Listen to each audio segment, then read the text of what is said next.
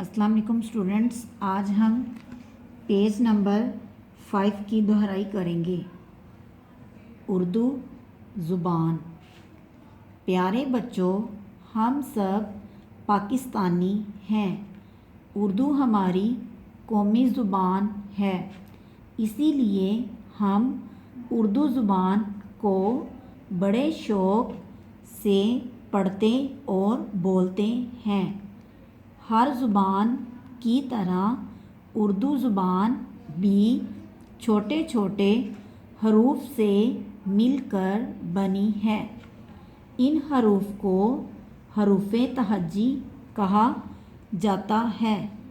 اردو کے حروف تہجی دو قسم کے ہیں، کچھ سادہ اور کچھ مرکب۔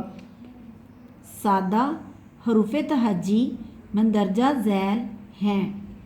سادہ حروف تہجی: الف مدہ، الف، بے، پے، تے، ٹے، سے، جیم، چے، ہے، خے، دال، ڈال، زال، رے، اڑے، زے، سے، سین، شین، صاد، ضاد، طویں، زویں، عین، غین، فے، کاف، کاف، گاف، لام، میم، نون، واو، ہے، حمزہ، چھوٹیے بڑیے۔